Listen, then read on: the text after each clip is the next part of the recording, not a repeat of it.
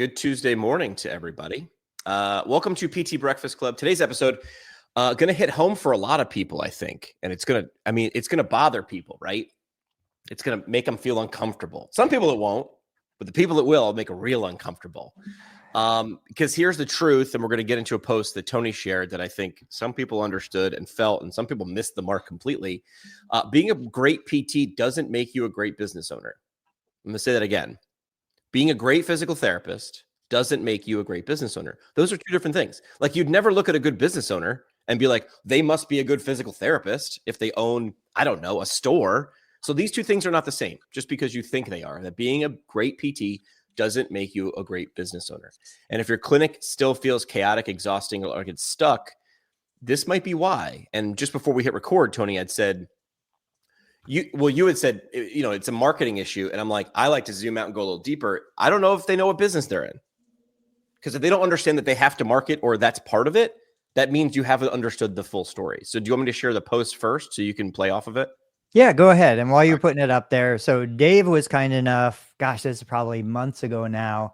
He came into my Medicare billing course to do a full hour talking about marketing, talking about how he markets and promotes what he does. And I think so many of us, me included, I always share the story back 2001. I was like, I'm good. I wasn't even a therapist, but I had patients who wanted to see me as the tech and not the therapist, because I understood what the patient wants. They don't care about strength. They don't care about all this other stuff that was important to the therapist. They want to feel good. They want to leave feeling better than when they came in. They want to have fun. They want to enjoy the time that they're there. So I was like, oh, a vision of grandeur. I'm good at what I do. I'm going to go start a business. I started the business and realized being good at what I do is the tiniest part of running a successful business. And so we have PTs in my group, my Facebook group, saying, how do I market mobile therapy services?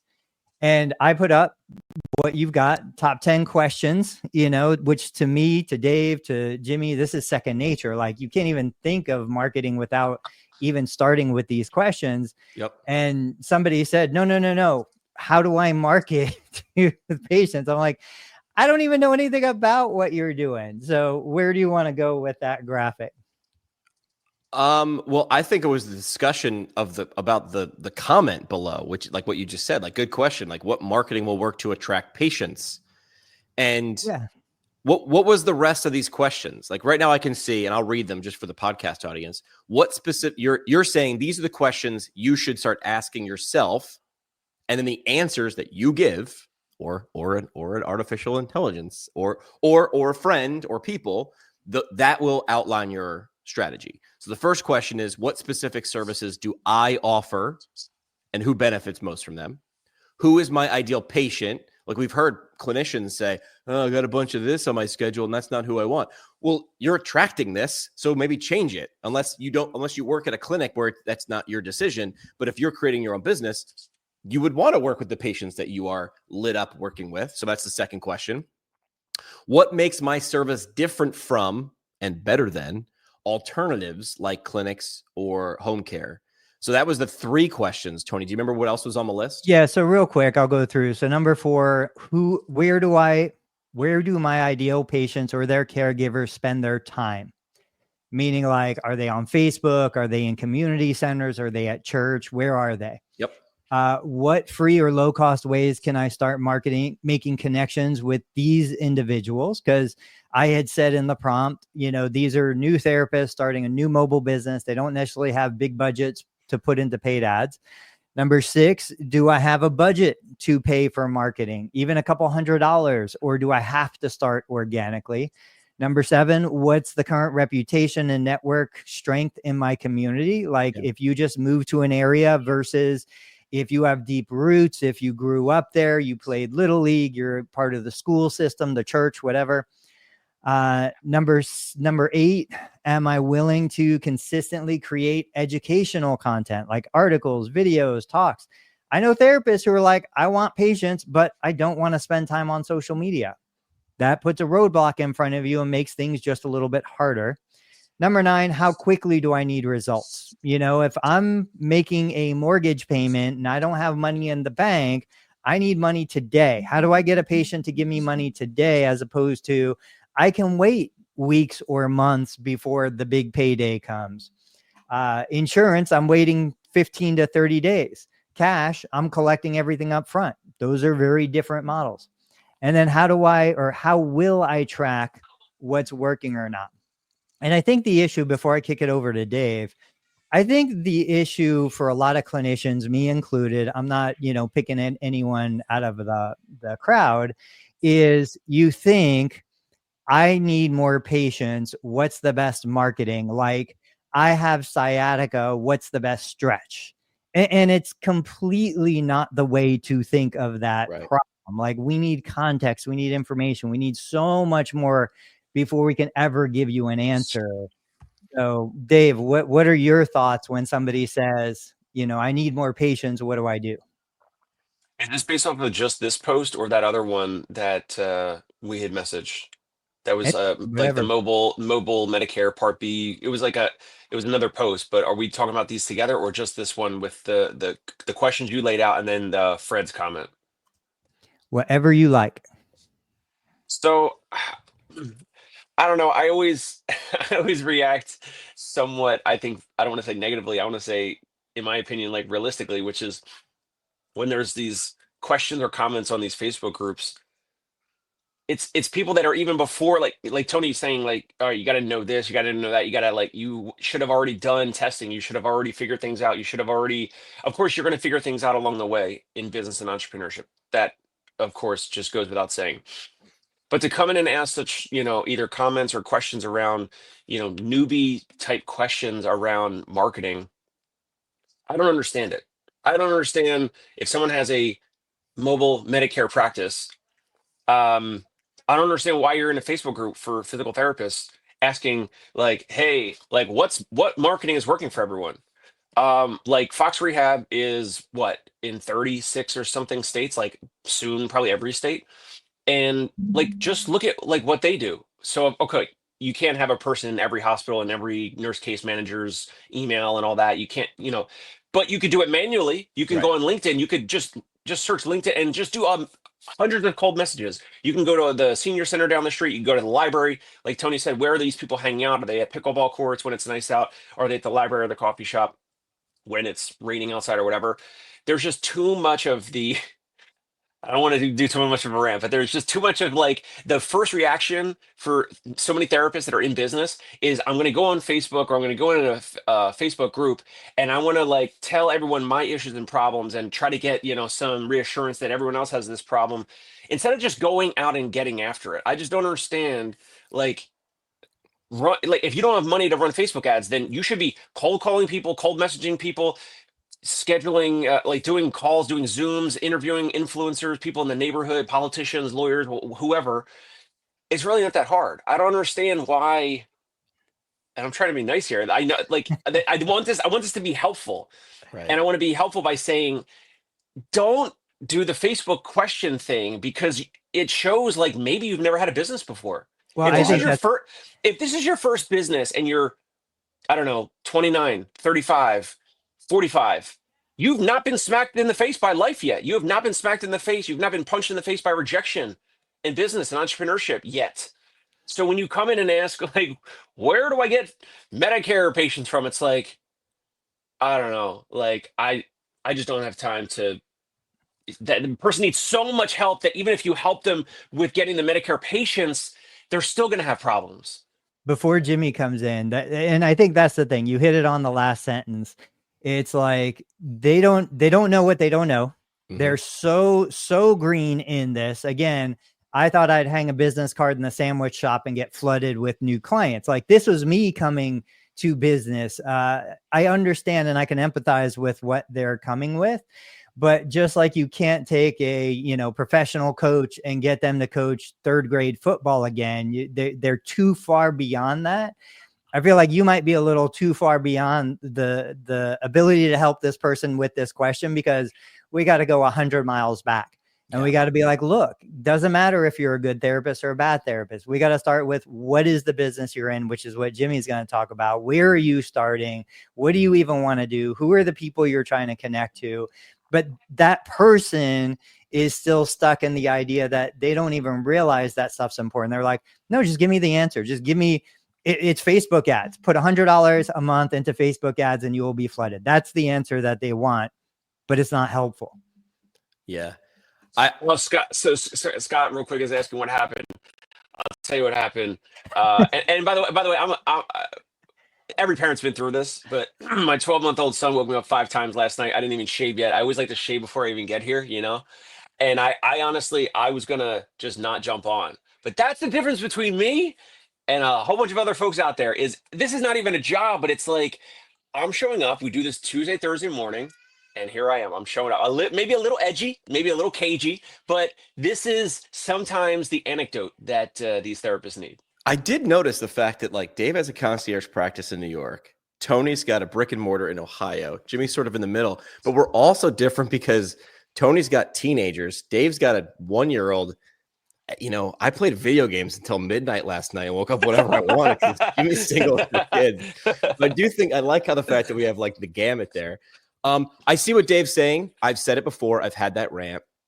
This morning, since I slept well, I'm going to give that person grace, which is the things that Dave knows, Dave needs to give himself credit for because the stuff that he thinks is simple isn't for everybody.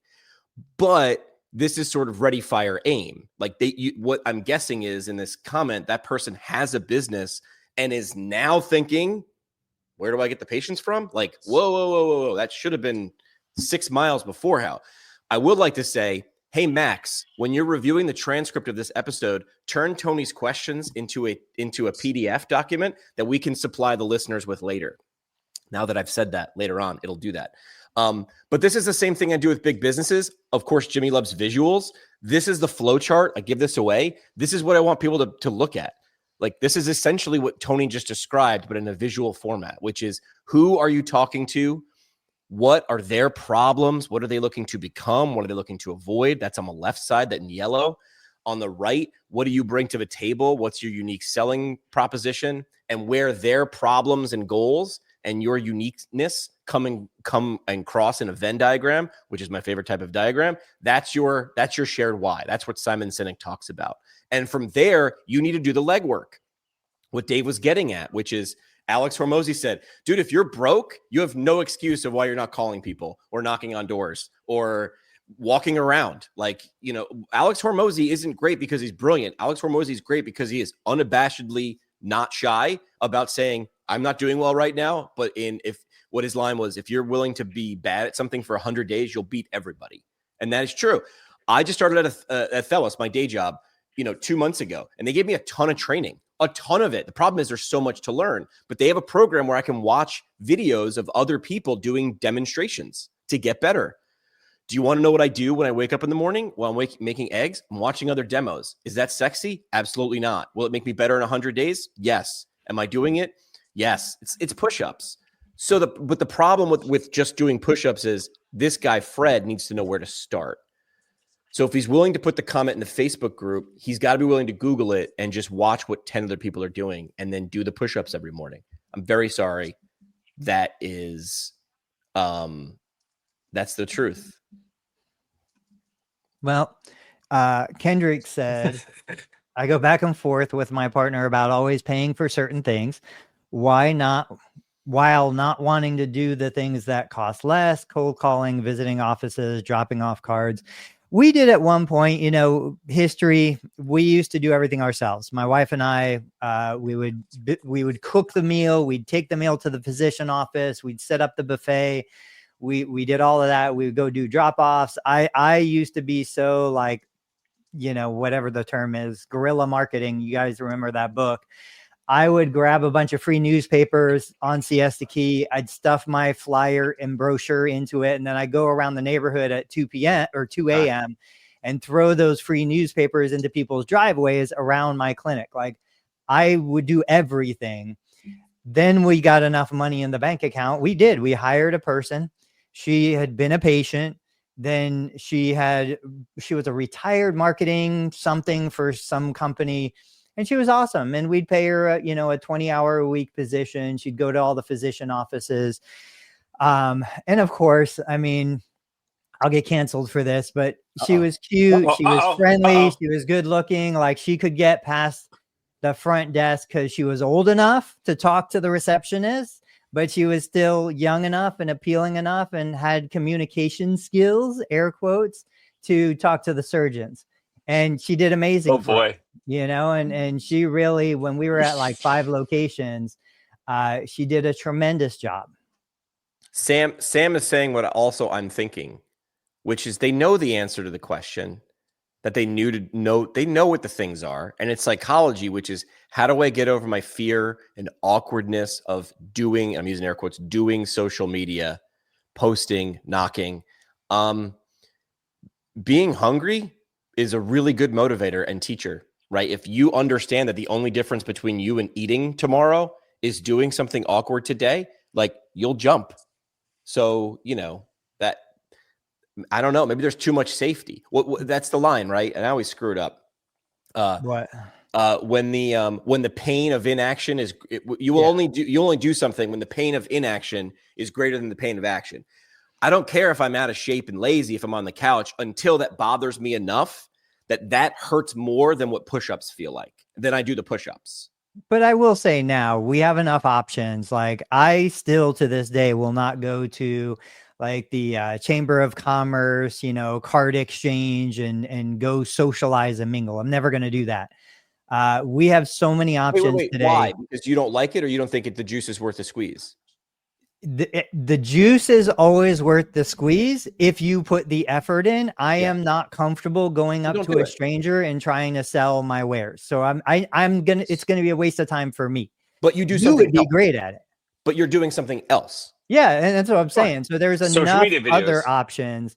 If you don't like video, you could do podcast for voice only. If you don't like voice, you could do written content. If you don't like that, again, you could go into church groups. You can go into sports. You can go into, knitting clubs. There's so many opportunities. Private Facebook groups. That's why I love this graphic, right? Because you change your who and everything else after it changes. That's why I disagree with Simon Sinek, right? When he says start with why, I say start with who, get to why. That's why in this graphic, how, where, and when are like gray, like they're monochromatic. You can put anything you want in there. Like, it sort of doesn't matter. Do what's right for you. Like, I have no problem speaking or networking, right? I'm going to one of those health to tech events again in Boston tomorrow. Dude, that's my playground. But if you asked me to write something, I'd be like, I'd sit there for 3 hours and get no words out. Understand yourself first. Yeah. Your how, where, when, dude, it's infinite. Like, look at the thing you're watching or listening to this thing on right now. Like, that's insane. I heard someone a few years ago. I don't want to give him credit because he gave it to me in private, but he said, watching physical therapists argue on smartphones in chat rooms, it's like handing someone TheraBand and they just use it as a slingshot. It's like, I gave you a powerful tool that you would have died for 20 years ago, and then handed it to you for free, and you're just using it like an idiot instead of using it. Amen. So it's like, dude, what are you bitching about? So let's give 3 tangible, like actionable things right now, one from each of us that play to our strengths that maybe this person will want to use, or anybody who's out there. So if I was a mobile therapist today, starting with 0, I had no connections, no networks, nothing.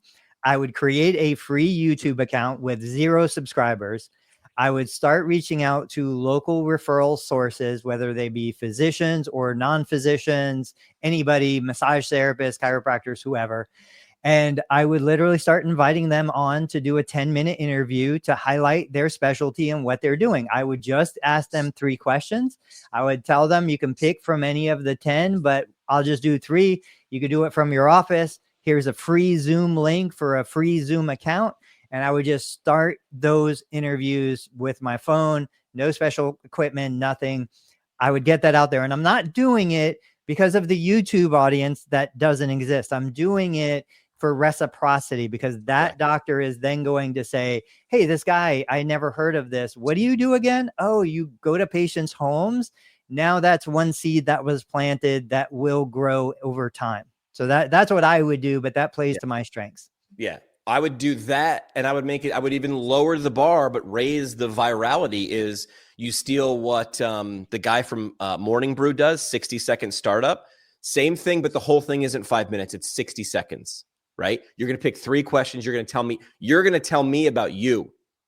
But it's not bragging when I'm interviewing you and I'm saying, Dave, tell me 3 things about concierge pain relief. Do this, do this, do this.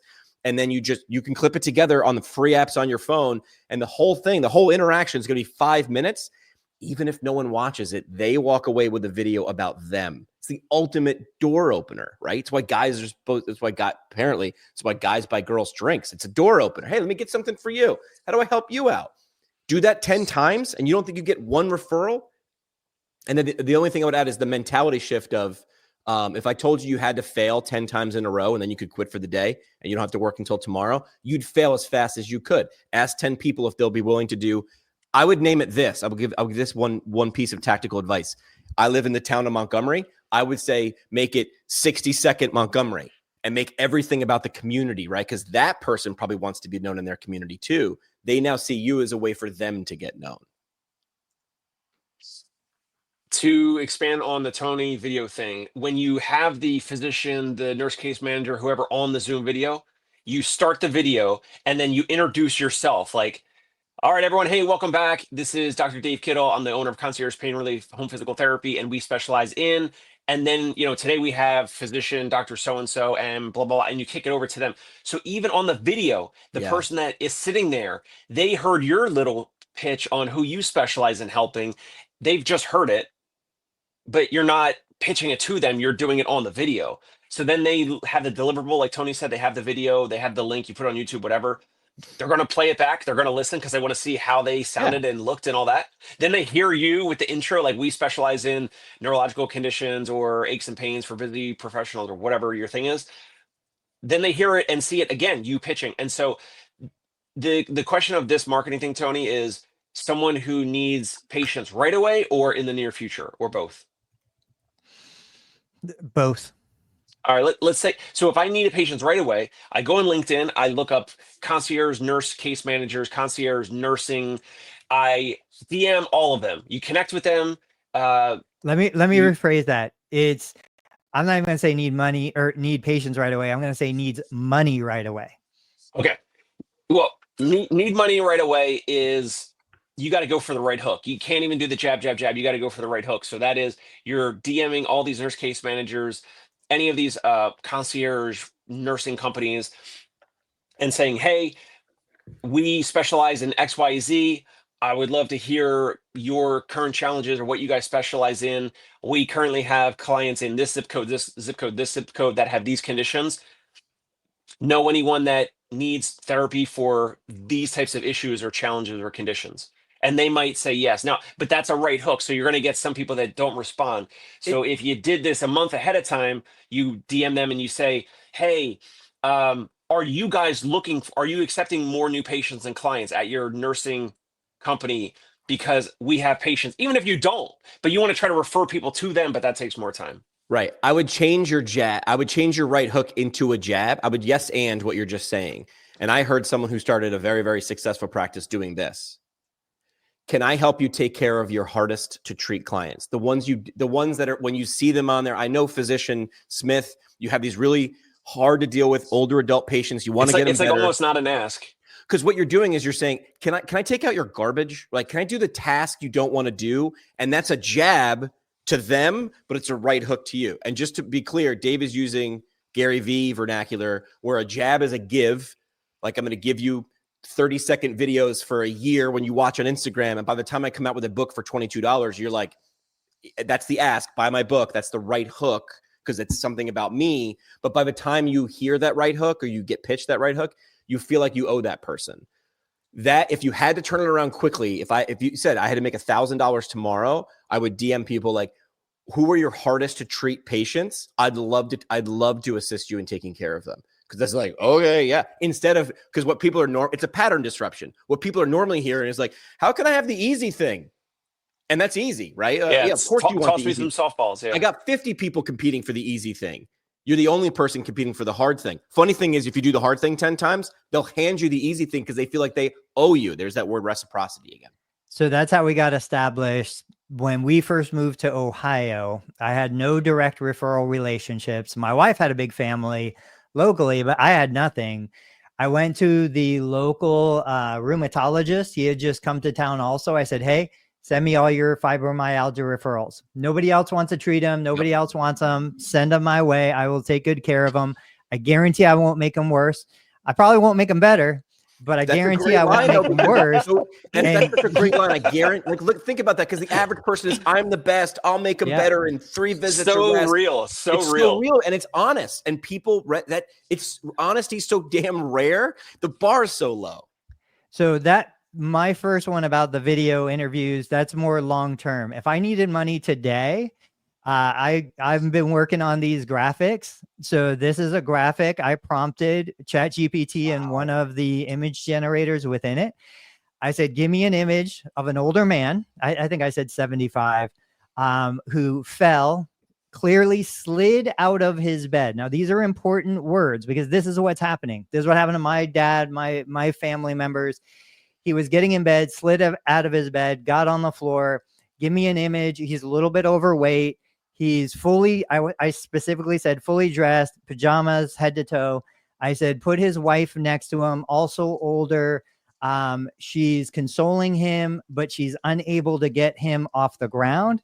He is clearly stressed and uncomfortable. She feels terrible because she can't help him. Generate this image for me. This is the image that comes up. Beautiful image. I think it's great. Now I need money in my bank account today, tomorrow, this week. I put this along with a long form copy of, the story about the person who it was a non-emergency fall. You guys know I've shared this before. Non-emergency. They're embarrassed to call the paramedics or the firefighters. They've called them 3 times this month already. They know they have adult children locally, but if they call them again, they're going to feel bad. They have their own jobs, their own kids. Dave was up all night with his baby. Yeah, this is the reality of life. If I'm Dave's dad stuck on the floor, I am not going to call Dave because I know he's too busy. Yep. But if there was a solution that I could call somebody and for $300, $500 in the middle of the night, they were willing to come over and help me discreetly, quietly, without making a big deal out of it, I'm going to do it. Yep. And so these are the kinds of high urgency. There was a guy named Victor Antonio. I found his YouTube videos years ago. He had an acronym. One of the letters was U for urgency. And I said, we're too obsessed trying to fix long-term problems, Parkinson's, neurodegenerative change, arthritis, all the stuff, like decades. Give me something that is high urgency right now. Somebody cuts your leg off and sews it back together. You get a knee replacement. That's high urgency. Those patients never cancel. They always show up. They will do anything to get into the clinic. You show me a geriatric who's on the floor, who's embarrassed to call the paramedics again, but they have the money and the resources, they're going to pay to get discreet help to come over to their house. Like, these are the things that if I needed money today, that I would put out into the community. So this is the difference, in my opinion, of understanding. This is why my graphic here starts with who. Understanding your audience, and it understands the psychographic of an individual or individuals versus the demographic. And demographic is very objective. It is male, female, age, geography, zip code, whatever, condition. That's still psychographic, right? And then you get into, that's still demographic. You get into psychographic. It's like, what are the emotions that are underlying those things? Right? I bet you if you A/B tested a bunch of ads, it said, if you're between the ages of 75 and 95 and this zip code, and you have, sign up for physical therapy, that would get minimal response. But if you said, are you afraid of falling? We have something that could discreetly help. You've identified a fear, afraid of falling, and also a reason you might not call because of urgency, which is discretion. I don't want to make a big deal. Oh, don't worry about it. What happens when someone, doesn't matter their age, falls in public? The first thing they do before they actually assess themselves to see if they're okay, they say, I'm okay. Because people don't want to be the center of attention negatively. Yes. They don't want, I'm fine. before they even assess themselves. I'm fine. I'm fine. I'm fine. What happens when your kid calls? You're fine. Oh, your kid falls, right? You're fine. You're fine. Because we don't want it to happen because we know what it feels like. There's a solution in Manhattan in most buildings for when people that are 70, 80, whatever, and slide out of bed and fall on the ground like this. Do you guys know? Doorman? Can you guess? Doorman? Exactly, the doorman. In so many buildings over the years, they will just call down to their front desk, their doorman, and so I don't think that this would work in Manhattan unless they lived in a building in Manhattan or Brooklyn or whatever that didn't have a concierge front desk doorman, because these doormen, they tip them in December, and there's a relationship with most of these folks, and they give them Christmas cards and holiday gifts and all that type of stuff. So if they have a doorman, I know for sure. Like I've had, like, between one visit and the next visit over the years, they're like, oh yeah, so and so, yeah, he slipped out of bed last night, and Johnny at the front desk came up, and he was nice enough to help him up. So But look at that. The primary function of a doorman is not to open the door. It's to be there.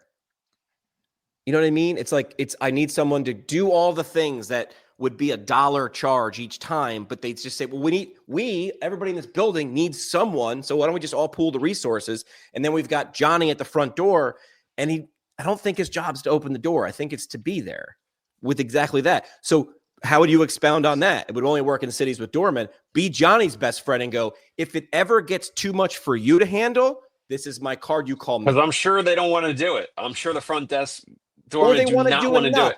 They want to do enough, but once they realize it's too, listen, if it's not the emergency room, but if it's above what you think you need to handle, but not an ambulance, that's where I live. You call Dave. But this is the perfect reason why just giving a marketing strategy does not work. Correct. Because I've never lived in an apartment building. Correct. I've never even considered a doorman. This is something that is so foreign and different to me. What works for me here, small community, lots of houses close together. I even think back to when I was in Sarasota, lots of mobile home parks, lots of geriatrics. They have the 3 steps to entry. I mean, each mobile home park is a gold mine. I could walk from trailer to trailer to trailer. If I was a mobile therapist, I would make a full business on one mobile home park. These are things that you have to understand the context of the situation. You can't just give blanket advice. It doesn't work. Yeah. In my community, there is, I'm trying to think of what the official name for it is, but it's a shed. It's a little shed next to the community center. A lean-to? It's a little more beefy than a lean-to. It's got a door with a lock on it. But essentially, it's if you have a walker, if you have crutches, if you have a bedside commode, and you don't need it anymore, you donate it there. It's like give a penny, take a penny, right? So that's the physical structure. Because again, I don't have any doormen in my area. But who is the person who's responsible for that? Can that person become the 800 number, call it any hour, right? For help. There's too many people. I mean, again, my community is probably more similar to Tony's, where it's more suburban. Who is our doorman at 2 a.m. that you could call? It's not an issue. Don't listen. If you don't, I tell people all the time when I have family members, if you don't call me at 3 a.m. and then I find out tomorrow morning at 9 a.m. that you were thinking about it, I will be pissed at you. Right? You sort of have to impart on people, and that's where the doorman comes in. They're like, well, we pay you. Yes, I'm on call. I'm downstairs. You know me. You walk by me all the time. So that's a good question. Who would be the doorman in a trailer, in a mobile home park? I don't know the answer. That's why it has to be discreet, because if the kids find out, you're going to get in trouble. Final thought on this. It's with these Manhattan buildings with the concierge, if it happens too often, I have heard where the family or the client, the front doorman, they kind of probably get frustrated, or that they're not helping enough or whatever. They call the paramedics, an ambulance shows up, and the EMTs come in, and 2 or 3 of them help the patient up. And now, talk about discreet. That is the opposite of discreet. Now, all your neighbors know that you need an ambulance, and now that pressure could result in someone paying $300 to $500 for that service that Tony was talking about, even in Manhattan when they have a doorman. So there are ways to, depending on the situation, potentially Tony could have a solution there. That is going in my ad. The ambulance, the fire truck pulling up to your house, even if it's free, you're paying not to have that happen. What if you Exactly. could flip it? What if you could use psychology and say, listen, for $300, you got 3 visits. Like you have three in your holster. You got 3 bullets in your holster. So you're not paying every time you call. I Paid convince you up front, 300 paid up front. Now burn one of your calls. Like just, you got it, use it. You paid for it. It's already, you might as well use it. It's not going to do you any good in the bank, because if it gets any further, it could cost you 10 grand. So burn that call. So move the payment earlier, and then I owe you. If you don't use it in a year, I'll give you the money back. Before we go to Jimmy's segment, Samuel said, sell the building lift chair that I talk about. 100%. What was that? Which was that one? Huh? Which one was that? Which is the building chair? No, sell the lift chair that helps people get off the floor. Sell the building, Dave's building, his doorman. His doorman gets the building owner to buy the lift chair. I get the 25% commission on it. This is an interesting one, though. Good morning, PT Pinecast. Do you all talk about PT business? Do you talk about things for recently licensed PTs and what you wish you would have done while looking for a PT job? This could be. I don't know if you guys want to talk about it today or next episode, but I would love to talk about interview and stuff like that. Yeah, next time. Okay. Yeah, that's got to. So Max, put that on the agenda for Thursday. Producer Max, win forever. Board, come Max. back. Yeah. So I have something that I want to talk about. I have a new segment, and it is called Steal This Strategy.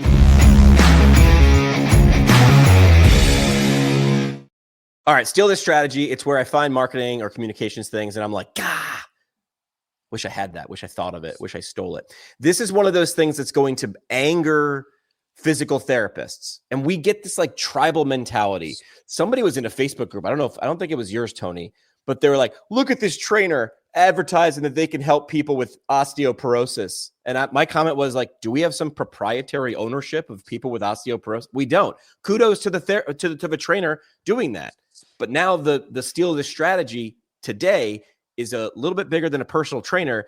It's a little company called, I believe it's pronounced Nike. Is it Nike? Oh, it's Nike. That's right. So Nike's moving in on our stuff.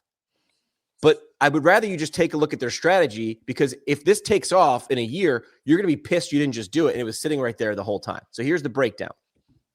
It's a new boutique brick and mortar. Nike is now outside of stores, brick and mortar strength boutique, Nike Strength Studio, right? It's exactly the kind of hybrid performance model PT clinics. Some of them are, but more, in my opinion, should be already running. But here's how to do it better, right? Nike just launched this thing, and here's their pitch. 10 squat racks, 1 coach, 20 people. Let's say they're paying $300 a month. Math that for me, right? No way. Wait, you don't like it, or you don't? You No, I don't think they're going to charge that much. Or I'm just saying, for membership, $300 to drop in as many times as you want, or something. Let's say unlimited for the month. Yeah, but not unlimited, because there's only 20 slots. Because there's 10 racks and 2 spots per rack, right? So the strategy, they're not selling workouts, they're selling community, culture, identity. I have a Nike Run Club shirt that I got 10 years ago because it's a nice, well-designed shirt. But that's the thing. They're doing, I am an athlete, and Nike understands we sell to athletes. We do not really care what sport you're in. We athletes. Small class size is a higher perceived value, built-in scarcity that we just talked about. 1 coach, many people, scale of revenue per hour. I know I'm a doctor of physical therapy. One-on-one care for 60 minutes is the epitome. Is it though? Smart use of space. You're not going to need a lot of equipment. I just said 10 squat racks, 1 coach, 20 people. That's 2 people per squat rack. You're going to cover your overhead in a couple of weeks. Here's the thing. It's a missed opportunity for PT clinics, and it should sting a little if you're not doing this. I know some PTs are. And drop below if you in the comments or whatever, reach out after. I know some of you are. I'm not saying none of you are. More should be. PTs already have trust. We already have space, and we have the expertise to do this. We have the ingredients. We just decided not to make the tacos with the ingredients that we're sitting there with. It's sitting right there. So tactical ways to steal and beat this strategy: use underutilized space during what Tony would say, off hours. Don't do it during your highest billing time. No. Crazy athletes love to work at 5 o'clock in the morning because they get jobs. I would launch a multi-branded small group return to performance class, almost like an on-ramp from wherever you are, couch to 10K sort of angle, but with strength is how you could steal this. And now you build your own in-house strength identity. Instead of just saying physical therapy rubs butts and we help people after knee surgery, this is flipping the script. We are equipped to do this in most settings. Nike made it cool. You already make it clinical. Imagine if you were able to combine clinical and cool, and you stopped waiting for someone else to do it. What first. a tagline there. What a pitch. Steal I'm it. impressed. Steal that strategy, because this is how you beat Nike. They just tipped their hand and showed you their cards. You're already in the community. Nike is an international brand, but you are stronger in your community because they know you. So I hope people steal this strategy. That's Steal the Strategy this week. So what are we talking about? So with this, I like the setup. It's like semi-private group training, right? It's basically like that's it's what Orange that Theory. is. Orange Theory. It's Orange Theory. Heart rate monitors. Yeah. And so Annie Annie does Orange Theory, and it's they have a ton of technology in terms of like tracking each individual, but they also have they have like a dynamic waiting list, which is pretty interesting. I don't know how they do it, but she could be on the waiting list like the night before, and like there's a bunch of people at 1 or 2 a.m. that like they're in the class, and then they drop out right before they would get banged with a cancellation fee. Jerry Durham, they charge a cancellation fee, and it absolutely works, even though the cancellation fee is $35 or they've got enough demand, and it's digital. Right, but they actually enforce the cancel. So if you if you cancel, you're locked in because there's a set number of seats, like he said, a certain amount of people per class. But it just works. But I love this Steal the Strategy, and I'm not sure, like when you were originally pitching it, I thought you were kind of saying like, physical therapy practices should consider doing it like with Nike, but then it's then you got to play by Nike's rules, all that. But you're talking about like Nike's never going to call you. Yeah, Nike's never going to call you back. And I want to. The last thing I said was Nike is an international brand. It's probably like Nike, Disney, Amazon in terms of recognizable logos. Even if you are not from the United States, right? Here's something that it was hard for me to wrap my head around when someone first told me. Let's pick a band, Foo Fighters, large rock band, right? Been around for a million years, right? They have more, and I ran a radio station in Wilkes-Barre, Scranton, Pennsylvania, right? And someone explained this to me. The Foo Fighters have more fans worldwide, but I bet you if you broke the numbers down, your little radio station in Northeast Pennsylvania has more listeners in Northeast Pennsylvania than the Foo Fighters has fans in Northeast Pennsylvania. So which is why they have to play all the songs, not just Foo Fighters. Correct. But what they're getting at is the Foo Fighters, they're a mega international brand. But when they come to Northeast Pennsylvania, the reason Dave Grohl does the interview with me is he understands I have connections to more people that aren't his fans. The hardcore fans were already coming to the Foo Fighters show because they get the text and the emails. The difference maker for them to actually make that profitable is he needs the middle of the bell curve, the people who kind of know who they are, but maybe don't, but want a rock show. And he understood. So now change radio station to your personal clinic. Nike's got an international brand, but you have a stronger connection to people in your community. I mean, let's be honest. I mean, I live in, an hour north of New York City. There's no Nike strength studio coming to my town. So you could Nike's never going to be a competitor to you. Maybe in Manhattan, maybe in LA, maybe in Chicago. But could you steal that strategy? Their cards are showing to you. You don't need $1 million ad campaign. Solve my problem and I'll show up. So what do you see the strategy being in your words? Yeah. So I see the strategy being, could you create this environment and talk to the psychographic similar to that graphic that Tony just shared, right? That older adult laying on the floor. Turn it. And who do you want to be serving for this? Who would be a perfect, let's play it out. Who's the perfect person coming to that Nike strength class? Someone 25 to 54, right? Who was an athlete, who's like, when it was easier when I was on the, swim team or the baseball team in high school, because there was practice and it was a team environment. I mean, steal the playbook of Orange Theory. It's group related. I want to be an athlete again. And by showing up, just paying and showing up, I am an athlete again.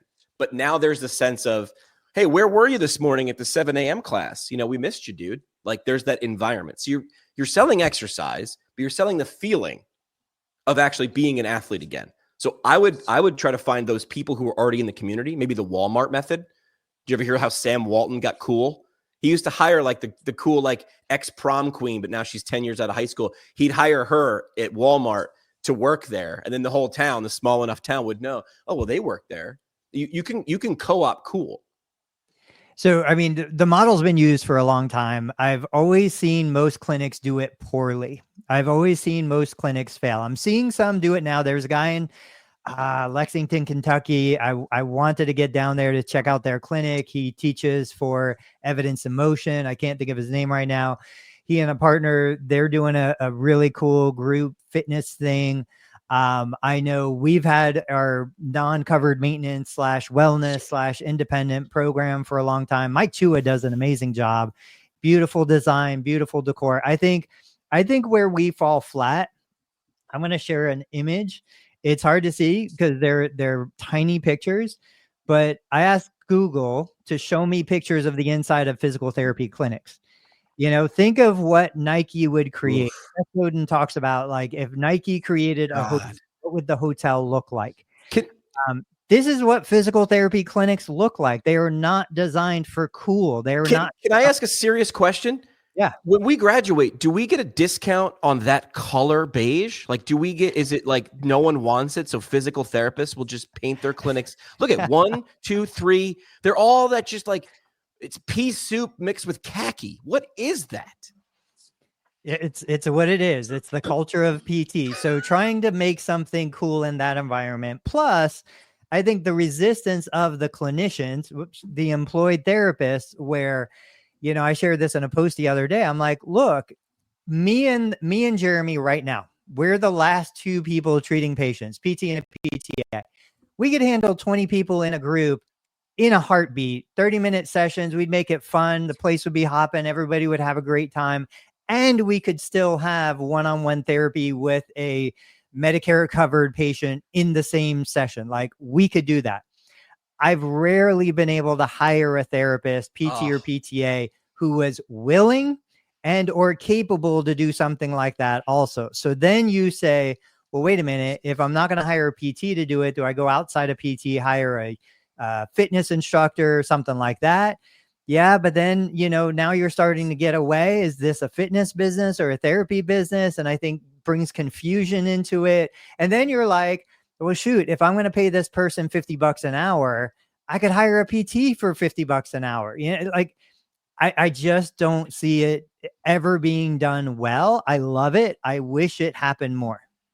Joe is saying in New York City, Motive New York seems to be doing it well. So, of course, I went and got Motive's website. Look, right off the guide, Marathon Prep Guide. In New York, if you're an athlete, it's April. This is crazy that they're promoting the marathon's in November. This is when you start training for the marathon. This is when you poke that emotional course. I went to their website. It's the first thing that popped up. Unlock your running potential Marathon Prep Guide. The only thing I would say, I've been clicking around. Like, this looks like what we're describing. Group. This is a physical therapy clinic. Bing. And the pictures that I'm seeing, there's people with kettlebells and people on wall. Look at that. Look, there's no beige on that. What's up? They painted it white and gray and trendy. The only thing I would say is, like, more pictures with the group. Like, I want to see the club. I want to see, like, but it looks like they're doing this exact thing at Motive, MOTIV, NewYork.com. Kudos. Yeah, shout out to one of their co-founders, David Joe. Also, since you have your web browser up, can you also pull up rechargexfit.com? So you guys know Gene Chirac abroad. Yeah. They've been doing this for years down in Maryland. Recharge, they have, there is no beige. Their walls are orange and black. What? That's a orange trendy and color. Black. And so they have, now I know what Tony just said of, like, what are you in? Are you a fitness business? Are you a physical therapy business? But you can see all the media he does. They have a podcast, they have YouTube videos, they have small group fitness classes. And then if someone gets dinged and banged up or whatever, they have some injury, I think they have a couple private rooms, or they treat out in the open. I'm not sure, but they'll do hands-on physical therapy, one-on-one visits.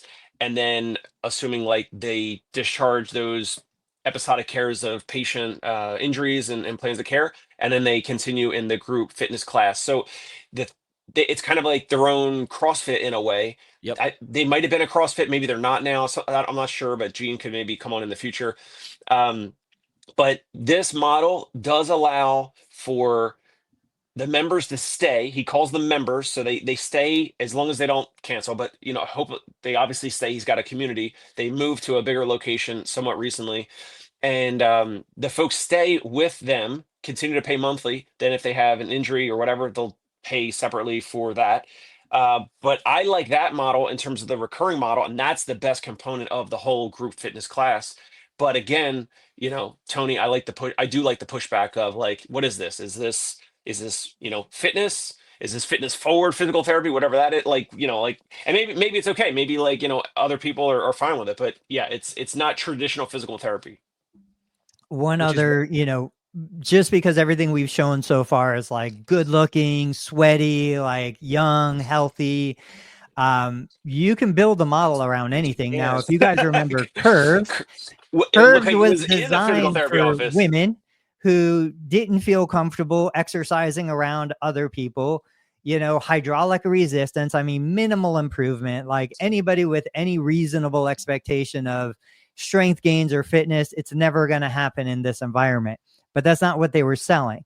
Right. They were selling community. They were selling the connection. And I would love to see, and I'm shocked that I haven't seen this more, places. They used to call something a MOG, a medical oriented gym. I hate that word. I hate MOG, but a place like that specifically for people using adaptive equipment, for amputees, for all sorts of stuff. I think there's a huge opportunity in the neuro space. I don't do any neuro rehab, but I've got it. Yeah, that community needs something like that to make neuro rehab cool. Kind of bring an edginess to it, bring masculinity to it, bring something that it's like, hey, just because you had a stroke doesn't mean you can't feel this way again. You played sports as a college athlete. You've done hard things. This is the hardest thing you're ever going to do. Let's make it cool to do hard things. Yanni Corey, former Georgetown college athlete, dove headfirst into a sandbar, was paralyzed, went to get rehab. Of course, his rehab for neurologic PT ran out after X number of visits or time. And he's looking around going, well, where's the gym, bro? Like, where's the gym for people like me? Now, I'm still this. Couldn't find it. Yanni's like, screw that. I'll just make it. So his goal, if you go to nextstepfitness.org, he wants to have these organizations. He's got LA, Atlanta, Kansas City, Orlando, Raleigh, Las Vegas, Nashville, Pittsburgh, New Zealand, and Ukraine. His goal is to have one in every single state and eventually every single city. And his gripe or his thing, that's Yanni right there actually working out in the video. His thing was, the problem was PTs were too expensive. So he's like, he eliminated them. Like, that was the barrier, because if we went through in traditional PT, he was like, you're out. I got the equipment. What he would have to, because he loved PTs. He was just like, that's Yanni. You're just too expensive. So he had physical therapists train trainers and then go back to your PT clinic. The trainers can take it from here, right? We're not going to make it any worse. Just make sure you don't make it any worse. So Yanni's got all those locations. I mean, you want to talk about franchise opportunity? I have heard unofficially that these things print money. They print money and they do amazing things. Oh my God, that there should be a red flag on that. There's enough people, unfortunately, who have these problems that would pay you money outside of their insurance to work out. Why are we not making more of the Next Step Fitness? Well, because it must be cheaper than physical therapy. Because people are going to say, "Do you take my insurance?" They're going to say, "No," because we don't have physical therapists. But it's got to be cheap. It's got to be cheaper than a copay. So I don't know how that's possible. But yeah, membership. CrossFit's not cheaper than a copay. CrossFit's not cheaper than a copay. They have a master's division. It's incredible. They are doing it the best. I mean, from what I've seen. Now, I don't know if you guys remember, I had shared a video. I think it was a video of a man. I think it was an upper extremity amputee. I don't even remember. I'm going to say doing a snatch or a clean and jerk or something like that. And it was labeled as motivation porn. And it was like, just a whole bunch of negative stuff said about it, because we were celebrating this person's ability to do something incredible that I can't do. So I don't know if that plays an element in all of this. Tony, got to push back real quick on the CrossFit copay thing. Isn't CrossFit like $200 a month? Is it more? Is it 300? Yeah, it depends on where you are. Here it's about $275 for unlimited access to the classes. Nothing personal training wise. Okay. $275 per month. People go how often? Twice a week? 3 times a week to CrossFit? Okay, if we're talking per unit to both. On average. Yeah, Yeah, I not was unit, going per 3 or 4 time days a going. week. Yeah, Bo You, snapped in with that. Deanne's saying that she 12, thinks that 12 visits a month. Yeah, That's $22.92. That is a copay. You're paying $22.92. If you're going 3 times, if you're paying $275 a month and you're going 3 times a week, how is that not a copay? Comparing Okay. the cost of physical therapy versus CrossFit. You I think got we're me. paying attention. I think we're paying attention to the wrong side of the seesaw, which is stop talking about the price, start talking about what people get out of it, the value. There's community there. If you can build a PT clinic like Tony's where there is community, people will overlook the costs, right? Hang on, I don't want to pass this up. Deanne was saying they have a neurofitness gym here in Dallas Fort Worth. Awesome. I wish there was more. The gyms like Next Step, which we also have in Dallas, can be dangerous in my opinion. They bring in the bucks. Why is it dangerous? Because let's be honest, just because you're a PT does not mean you're a good PT. I'm very sorry. So just because it's under the label of physical therapy does not mean a trainer couldn't kick that person's ass. You can't just say there's no hierarchy. You have to look at it like flat. So you'd have to qualify that statement. I'm not saying you're wrong, Deanne. I do know Yanni, but I will take your gripe of why they are dangerous, but you have to back it up with the facts. Well, there was one little GIF or whatever video of someone, some person there moving the elbow and the arm and the shoulder of a patient that had some neurological condition. So if they have, I don't know, some flaccid shoulder muscles or rotator cuff, and the trainers are doing that, could they sublux a shoulder because they don't have the full understanding of it? Yes, it could happen. It absolutely could happen. Yeah. Can you hook up, Yanni to the FVS bike or whatever, and then he does his thing? Then there's low risk in that. Hold on. They don't have PTs. They don't understand pressure injury. That's an assumption. You do not know what they understand unless you know them. You can't. Now I'll play lawyer now. You don't realize when they're putting patients at risk. I would agree with the end, just based off not knowing anything else. But that's you have to qualify by saying, I think that they don't know what they're doing. They most likely don't. Come on. They don't understand proper technique. I would love to see. So I will walk into 10 PT clinics that this is going on. And if I see any of it, then I'm right. Then PTs do it too because I saw it happen. Listen, man, I've been to some PT clinics that were painted beige. They weren't great. A lot of beige. A lot of beige going on. All right, we got 3 minutes left. Time for parting shots. Or Dave, do you have I'll save. Thursday. I have that social media thing. That Instagram account I think would be good for stealing the rapper strategy. guy. Yeah. That's funny. No. Well, the fake social media influencer guy.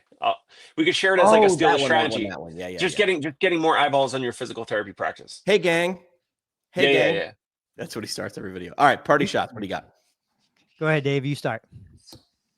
Whew.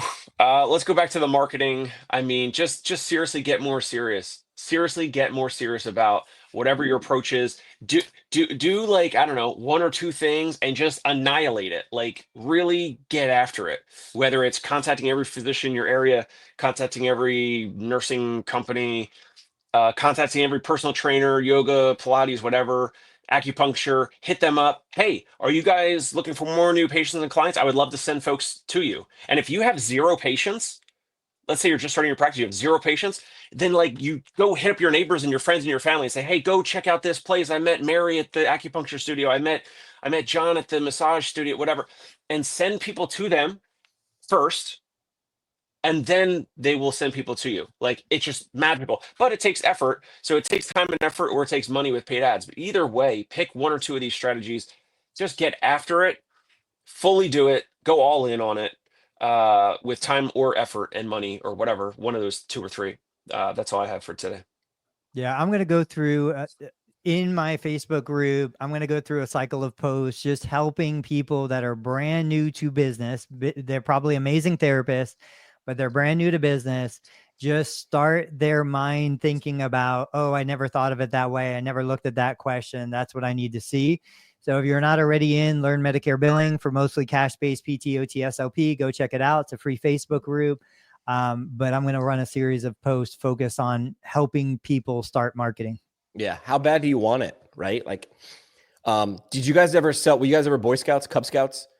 I sold Tom Watt which was the greatest scam in the world. Essentially, each Cub Scout got like a cardboard suitcase filled with tchotchkes, and to be able to go on our annual Boy Scout trip, we had to earn, I don't know, $300 or something. And my parents, a good life lesson. They were just like, listen, you can't go on the trip unless you walk around the neighborhood dragging this cardboard suitcase and sell picture frames and pens and tchotchkes to your neighbors. They put the goal at the end. So we're just like, walk around, knock on the door. They didn't show me. I didn't watch a video on how to sell. It was like, hi, I'm a Boy Scout. I can't go on my trip. Do you want to look at some of this stuff? And so unless you're wearing out a pair of shoes or a keyboard like every single month, I don't feel bad for you because you're not trying enough. We'll be back on Thursday. I'll be live from Boston. I'm going to another one of those health to tech events in Boston. So if you're in Boston and you like healthcare and technology, DM me and I'll get you into that event. It's a cool mixer. It puts a bunch of interesting people in the room. And then I'm going to Chicago on Thursday for another mixer. I drive around. I shake hands. I kiss babies. I buy drinks. That's what I do for my job now. We'll see you guys on Thursday, 8:30 a.m. Eastern. Have a good day, guys. Bastard. See you.